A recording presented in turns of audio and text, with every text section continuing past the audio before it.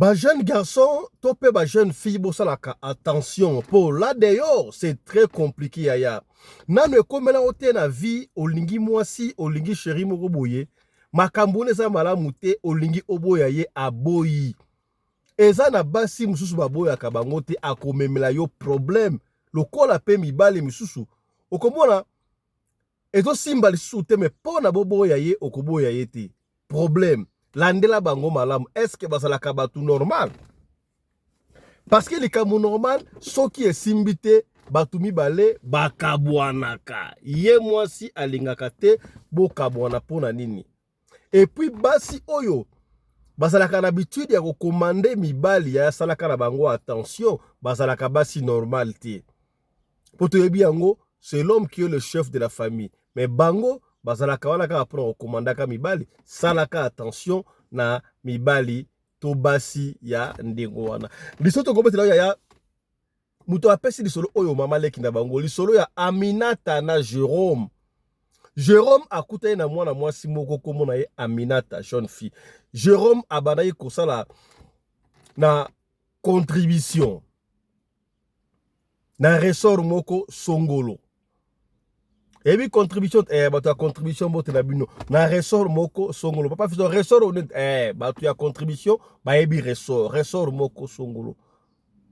Alors na kati ya ressort na bango wana azalaka na jeune fille moko boye banaye ko vivre na ye et simba kite ba kabona na bango. Et ko sala ke na nzela akutani na Aminata ba développer ba évoluer et kenda ki mwa musika. Très bien. Kasi banda akomaki na Aminata, Jérôme akomi na Aminata, a remarqué que c'est comme si makamuna epena e banda yiko simbal souti. Atala makamuna osu bien. Ozalaki na yo bien. Est-ce que banda okoma na fiwana, makamuna ozala kaka bien, il faut raisonner. Banda okoma na fiwana.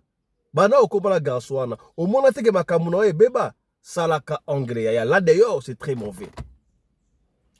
Jérôme a comme komona makambu ya musala et comme moi bilinga azaki chef d'équipe o bakenda ko sele ba magasin bloqué belé ba kondi ba ote juste na coopération te ba ote juste na mission te do vie pena ekita ki mwana parce que Jérôme ndazaki li kundi ya famille na bango. Qu'est-ce qui ne va pas? Il y avait des jours moko boye Jérôme akutala kite na Aminata mwasi na ye. Les jours ba ekokutana mais tu sali des jours, tu sur le téléphone, tu route la téléphone, non? Tu sali qui ne va pas compte, on est comme ça, là, tu rapport, tu connais qui mission, moko boye, ngai, atangi na fille. Na fille, oyoana, basala qui va couper, bakabwana na bango, mais batara su qui moi, c'est na mbalite. Abi, fille, oyo ça, nga bosala kana, moi, bino, ça, na fille, wana, bosala qui va makango, chiko, bo travailler ensemble, abi, mais quand on a une relation amoureuse, n'a rien à voir, là, moussala. Moussala, c'est professionnel. Totika là, mine, dengoana. Ça va, proméate. Na kobitu na ka moko, il faut passer, tout mettre na rango, tu na biso to nenenine. Et si na ngo ka dengoana. Yaya, une semaine ya pamba. Jeune fille wana banaye koya musala zaki na mutuka na asala accident mortel na RAV 4 zaki na RAV 4 fille wana asala accident akufi epesi pasi ya kosakati sangwe panzani kuna fille wana akufi siko Jérôme azwa téléphone abenga siko Aminata epse no moni fille wana wazaka copine nga libosto banaye kosala na ye wana asala accident epi que Jérôme abenga Aminata, oyebi fille wana oyo tozalaki na ye twana osala de saki wala akufi abi akufi na yebaki déjà na sina yebaki déjà oyebaki oyebi yango ndenge na abi ebonga basakala nga te ye fille wana azalaki lokola na mona yoko alinga kota intermédiaire alinga ko ya ko kale susu bolingo na biso yango nga na bomi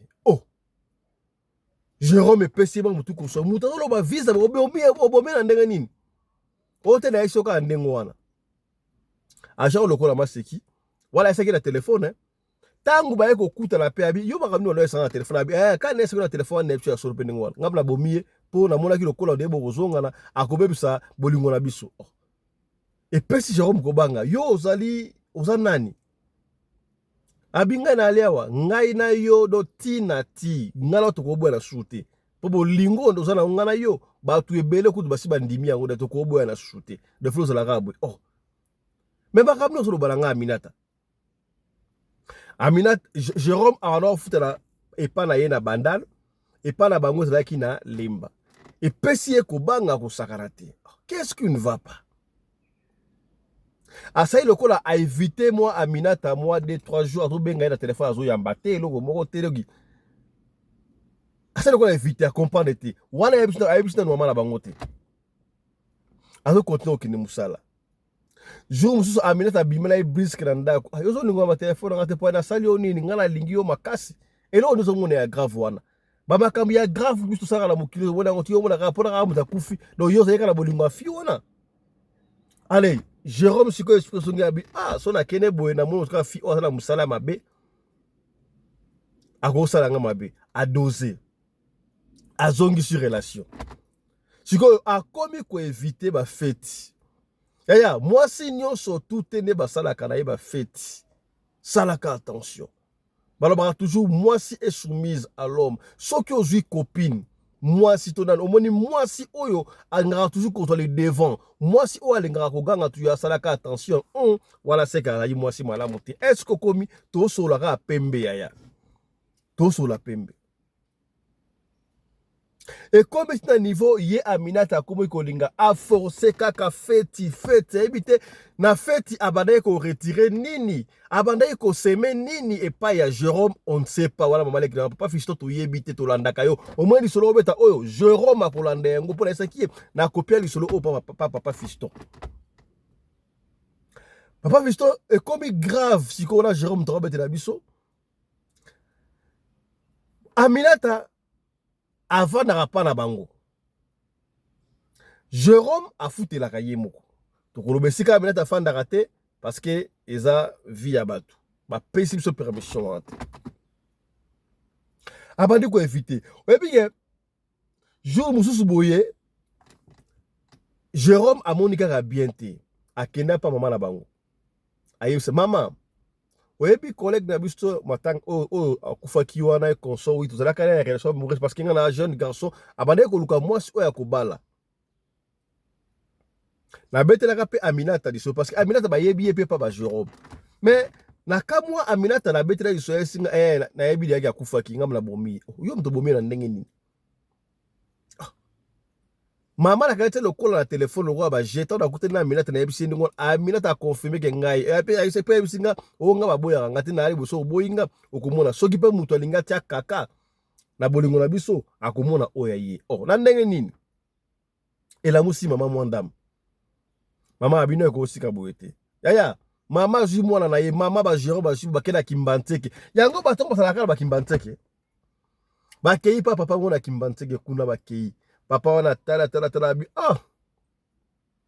moi si oya Aminata fi o azana misala mabe azali pena na misala ya mabe na degré ya likolo doki ye ndenge ezali awa akomisa kutu papa na bango doki mobali na ye ya butu doki Aminata koso ke pa na bango yaya masoto beta révélation spirituelle moko mutu moko talobaka pa na bango yeso ka lobika bino fofa na nie est-ce que nano arrivé là ote nani o mono ba famille ndenge wana te la kata famille mutu moko ataka so ya lobi bino to banga ye asana misala mabe tala ti na radio le coller to kena ko puiser ba information to ya ko pesa ba révélation oyo bino isa caché mingi misala mabe abia sana misala abia sana pena vrai toda asana niveau ya likolo ndenge zali awa asi akangi yo déjà yo sana désenté il faut à sacrifier yo. Alors, il faut bokata na lien wana. Boya fi wana. Heureusement kutu. Mikolo yo bosali feti te. Donc tangue bino bosala ka feti ye asusaka yo énergie, azwaka yo makila o atinda mbala mo na deuxième ya ukisa na makambo. Yango bana ko insister ya basi ebele ya osana na copine moko boye ya linga ka feti trop. Oui, fête ezali malamu fête ezali kitoko fo la fête mais ekomaka excité ya lingaka fête mingi boye ndenge nini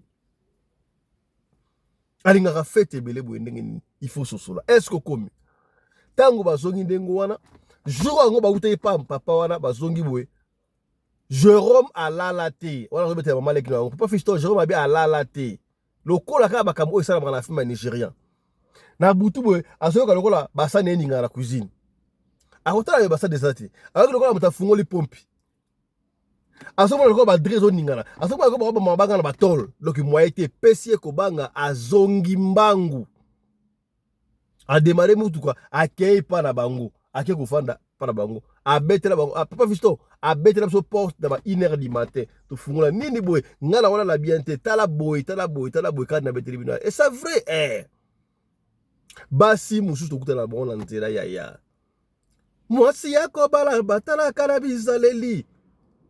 Ce n'est pas tout ce qui brille n'est pas l'or. Okomona mwasi kitoko, mwasi bonzenga, aza kitoko. Ne croyez pas que asali mutu malamu landela na yaya asali ndenge nini. Asali mutu normal, to asali ndenge nini yaya. Asali mutu normal, to la ndenge nini. Il faut avoir discernement yaya. Discernement.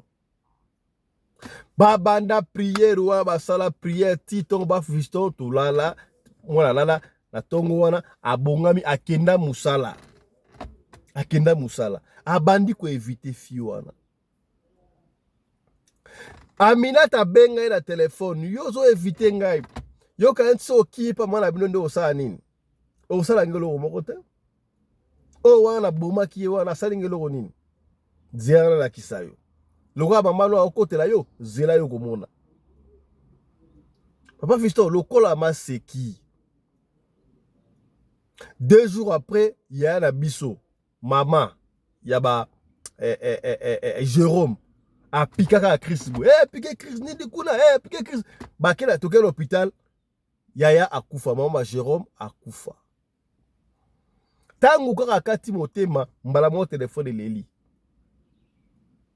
mutukuta informa Jérôme ke mama akufi ye moko Aminata benga na esaki onini donc nga oboya ngati benga kuna baisa mama na bino asa wapi tango akati téléphone mama benga keno mama na bino akufi ya quel niveau ya problème pardon omona ka muso zaki na obie mais OK komi kotisa na ba problème inutile basi nyonso tout na nzela bazalaka ya kolinga papa yoka Aminata ndenge ezali wana ça va kende kofunda luka mo funda nga pambula matadi pa l'état soko sala ba preuve kenga na bomi mabino soko sala ba preuve donc copine wana zui abomi ex copine na ye aye ko bomala mama na bango bakunda mama akoma inévitable papa Fiston mutakoloba azati ebiki ya kisi wana mutakoloba azati. Donc, Jérôme a comme vivre dans le stress. Non, je pesa biso basenga numéro ya nku manzambi te yo na pesi bango numéro ya nku manzambi te yo ba solo la. Suite nango tokoya a pa ko beta bino. Papa Fiston, Jérôme a comme ba frustration ya ko sakana te après liwa ya maman. Ils ont trouvé oyo 2 mois passé kaka. 2 mois passé kaka. Jérôme na meti oyo alongwe pa na bango azongi siko alongwe na ndaku na ye azongi siko na ndaku. Po yemoko azokoka kovanda te mawa tro epesi ngai motu koswa na benga nano kuma nzambi te yo a expliqué po makambo oyo ngai elekili ngai na motu to sola na expliqué biso makambo oyo zali ndenge ne po ngai epesi ngai motu koswa ya kosakana te yaya tika bilinga limba okolinga muto balingaka te tala lisolo ya Jérôme muto apesi lisolo oyo mama leki na ye propre leki ya mama na bango apesi papa Fiston beta lisolo sa para biso oye komeli biso e komela bande comme soute pour là d'ailleurs c'est très compliqué là d'ailleurs c'est très compliqué mbote na yo ku manzambi te yo allô mbote na yo mbote papa Pelende papa Fiston voilà ku manzambi te yo rapidement tozuyo toi na préoccupation moko boye est-ce que est-ce possible que olingi mwasi ndeko boka lingi mwasi alo makele siko zali makele olingi makele makasi siko zali oh là là en pleine musala loba oh là là OK ça va maintenant allô ndeko moko alingi mwasi mwasi yango nzoka aza ndoki. Ayo remarqué mwasi na ye aza ndoki. Mwasi abomela ye copine na ye ya kala. Mwasi abomi mama ya mobali. Siko ba na difficulté. Pona kima le mobali wana ko boya ete. Est-ce que c'est possible que mobali aboya mwasi wana? Merci papa Fiston nazaki esika ya makelele. Bolimisi mpona kozonga la question nga kozonga la ko répondre question pour ça valable pour cela na monde entier nyos na vie ya confiance ya nkumu. Donc il faut répondre des questions pour répondre population nyonso be balandi nyonso rapidement. On n'a pas le temps Nkumu, on n'a pas le temps, nous sommes à la radio, on n'a pas le temps. OK. Yebisa biso, lelo bebe biso nini? Comme matière lelo ya nini? Merci papa Fiston Ayoka qui na ba réseaux sociaux ezotambola soi-disant ce qui mutu azana multi ba si bien comment na lingi yo moko otuna question na balandi nyonso pour répondre. Na tuni wana question mo awa ozo rama na tuni yo question boye Nkuma Nzambi te yo. To beti li solo moko awa. Jeune garçon moko keko luka alingi fi moko boye nzoka fi yango aza ndoki. Tanga remarqué fi wana aza ndoki. Nzoka fi wana ale kutu mama ya mobali. Alia copine ya mobali wana. Siko azo linga boya ye fi wana ebisi ye. Oko boya ngate soko boyinga okomona. To pesi bango numéro oya yo. Est-ce que yo ko sala ke o séparer bango na fi wana ndoki? Merci papa Fiston na linga ki olobela boye. Eza boye. Bakeko boma mama wana eza impact croisé na mobile. Yango zuma na bino basi boza na connaissance ya mayele ya koyeba association musu esalamaka na butu, association mususu esalamaka na moi, association mususu esalamaka aveuglement, mutu azoyeba te baasosianga na mutu bekoma akoka koboya ye te soki mutu aséparé bango taza na spiritualité ou eza na makasi na pouvoir ancestral soki te soki aboye mort subite directement ya mobali wana po oyo eleki mpona mama na ye ye mwasi wana ayebi na ye mobali wana ayebi. C'est ça la réponse. Mobali ayebi te mpo mobali aza ndoki te. Mobali ayebi te. To na pesi bango numéro na yo na tuni siko. Est-ce que yo oza capable ya okata relation wana? Nga naza capable ya kokata relation na mutu oyo molimo akomona na sute po soki te azozelisa ye po akoka susu kolalaka te pa bana komona image kaka ya mama wana nazaka na capacité papa Fiston combien de témoignages oyo koyoka oyo bato toyebani te amoni nga ti bisika yaza ezalaka théâtre te. OK Nkuma Nzambi te yo naza na capacité wana. Voilà Nkuma Nzambi te yo vidéo moko etamboli partout ya Balthazar kombo ya mutu wana Balthazar aza nani azali moko ya ba politique ya mboka mupaya na Guinée.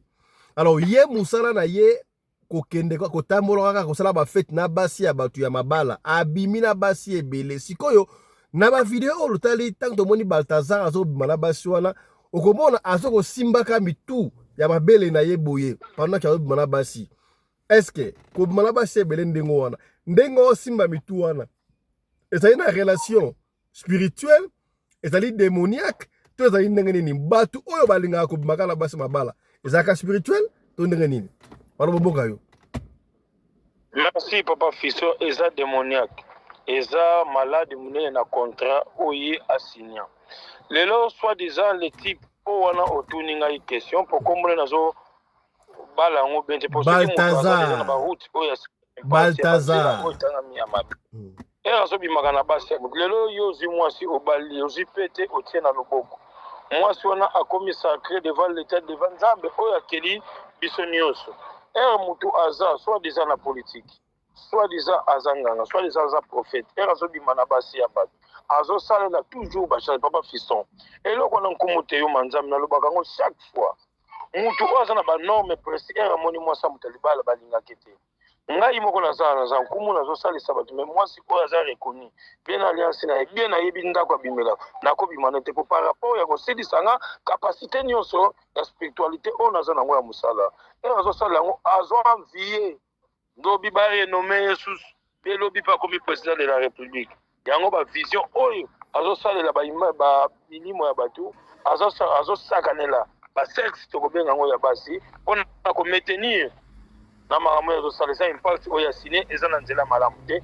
eza démoniaque. C'est ça la réponse. Siko tangu ye azobima na basi ya mabala ndenge wana sor ya basi ya mabala wana ezali nini? Bamibali ya basi wana eza na conséquence na mibali ya basi wana to eloko moko te eza na conséquence ya minene posuka nango mibali wana soki base détaché te be balave bango spirituellement te basokoli bango spirituellement te bakozala susu na utilité moko te bakokoma na vie moko médiocre oyo ezaki ata bake na badelivrance ekozala mwa pasi mpo mutu oyo azokushe na bango azosilisa carrière ya mwasi na ya mobali suka nango mpe na basi wana aza na mwasi ya kobala te yango moni bino basi bozalaka tutu mayele mbongo oyo yango ezosomba motoki ya mutu yango ezosomba mayele ya mutu papa Fiston yango moni nkumu ere nyonso azoguide bino na spiritualité nzambe oyo ya likolo tata mfumu kimbangu lelo bato bazokima kutime oyo ya biso moko bozopesa espace na bamindele yango ozomona mundele azozwa mayele oyo ya biso azosalela yango ozomona azokoma na spiritualité ya monene me mundele aza limité par rapport à spiritualité oyo ya biso endeko moyino bozalaka ya kofungwama lelo tozosalisa milimo nyonso oyo ezotambola kati na nzela kati na mopepe oke kozwa kisi pa mundele suka nango oyepa nkumu asalisa yo naloba deja mutu nyonso ere amoni azwa kisi aza na kodia aza na magie azwa ere bapesa ye na aveuglement bapesa bakondition babe yaka pa nkumu na kozongisa yo na badroitire oyo lelo nayebisaka bino mfumu kimbangu azalaki prophète ya biso mfumu bane Congo papa Fiston basi wana baza nil part ndenge basali ndenge wana na mibali yango moni basi bazwi na malere ebele pa mibali yango moni mpe mibali ebele bazwi na malere pa basi lelo ozomona mosu mibali bakomi bapede mibali na mibali eza spiritualité moko ya makasi ya kometeni lelo komona soi-disant mutu alaza grande autorité nazalaka na mobali mibali oyo babengaka deux fois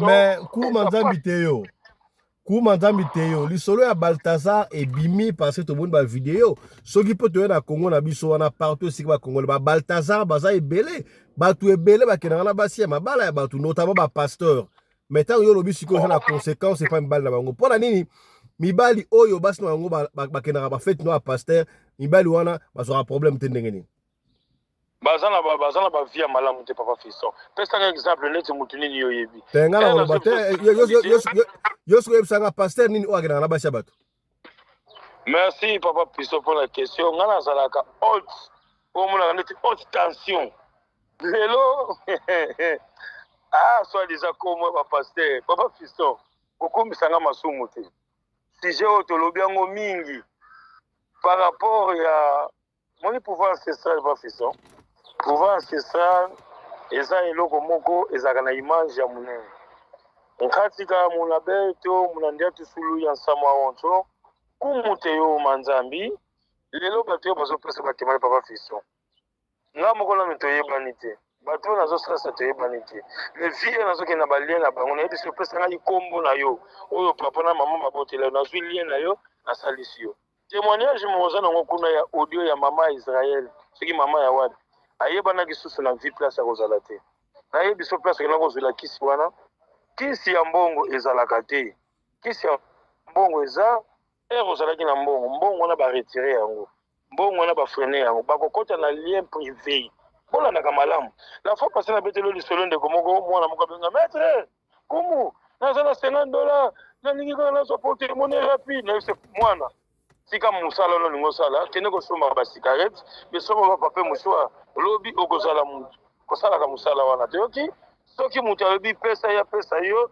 soki portemone yebisa ye kuma yebisinga oza escro oza lukuta kisi ya mbongo fo kutama na mbongo oza na mbongo te kisi ya mbongo kozwila yango ndenge ni papa tozalaka na banorme kisi bapesaka yango mutu mpe mbongo bapesa mbongo mabe ezalaka te papa Fiston mutu yaka nazalaki na société nazalaki na activité na kwei na kosala lo lien na remettre yo mbongo wana na defisa mutu mbongo mutu aboyi kofuta na kopesa yo mbongo mpo mbongo wana eza ya yo me mutu aboyiki kopesa mbongo na papa Fiston lelo balandi nyonso bazalaka na mayele lelo nkumu azalaki na makambo ebele mpo tokoloba kombo te bambula matadi tozalaki na badefete soit disant équipe na biso soit disant nini n'était pas été R to côté na comité au moins office yango moni Kuma nzambi te yo toza na bobangi Kumu lelo makamne ya spiritualité o memeli biso.